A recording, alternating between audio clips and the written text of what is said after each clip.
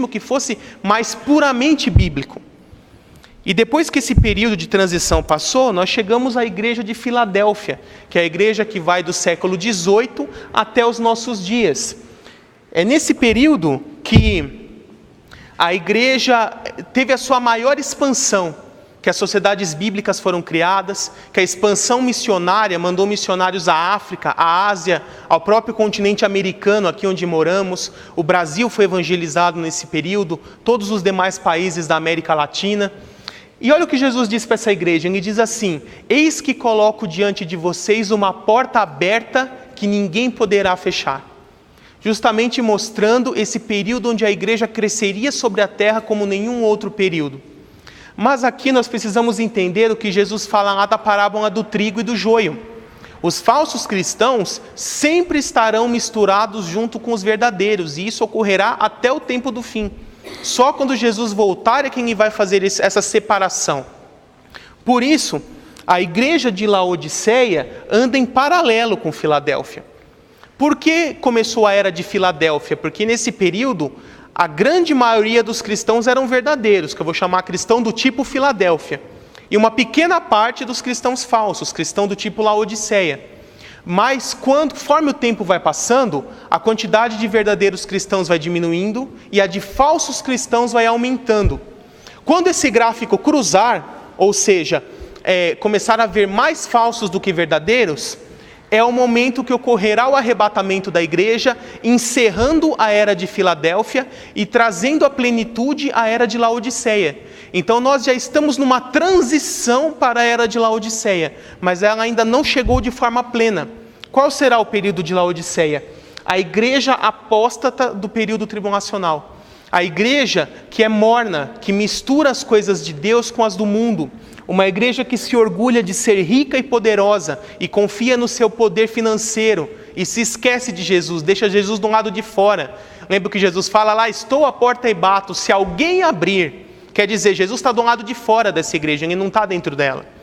É a prostituta lá de Apocalipse 17, essa igreja apóstata que prostituiu o evangelho.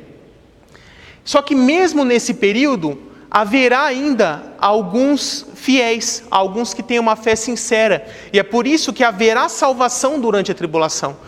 Quando nós vamos ver direitinho no capítulo 9, quando eu falar da pregação do evangelho durante a tribulação.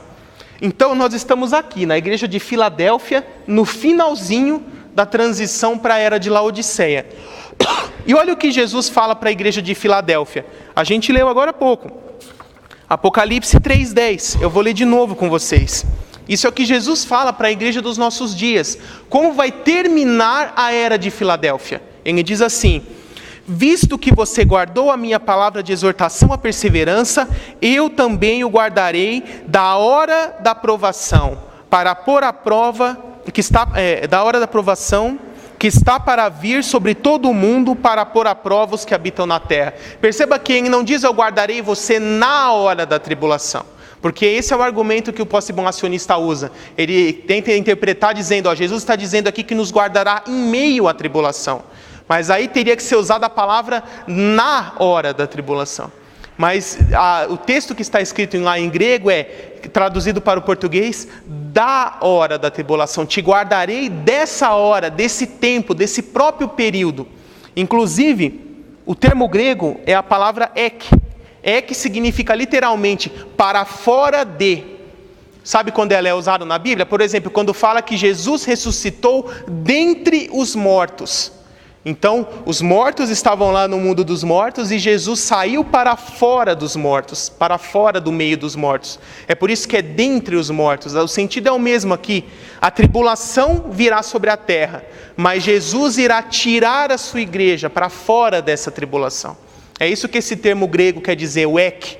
Então, Jesus faz uma promessa clara de que ele retirará a sua igreja desse mundo antes da tribulação começar. E isso se aplica aos nossos dias. Tem muita gente que fala que não há referências ao arrebatamento no livro de Apocalipse. Acabei de mostrar uma para vocês. Apocalipse 3:10. E outra referência depois nós vamos ver lá no capítulo 12 só, quando a interpretação do livro de Apocalipse. Apocalipse 4, versos 1 e 2. É outra referência ao arrebatamento. Tá? Deixa eu ver quanto tempo ainda temos. Ainda tem um tempinho. Um outro argumento que eu gostaria de conversar com vocês é a respeito do argumento das profecias messiânicas, que eu coloquei no livro a partir da página 179. Né? Aliás, antes disso, para reforçar a ideia que eu estava defendendo, eu quero ler esse texto aqui da página 179.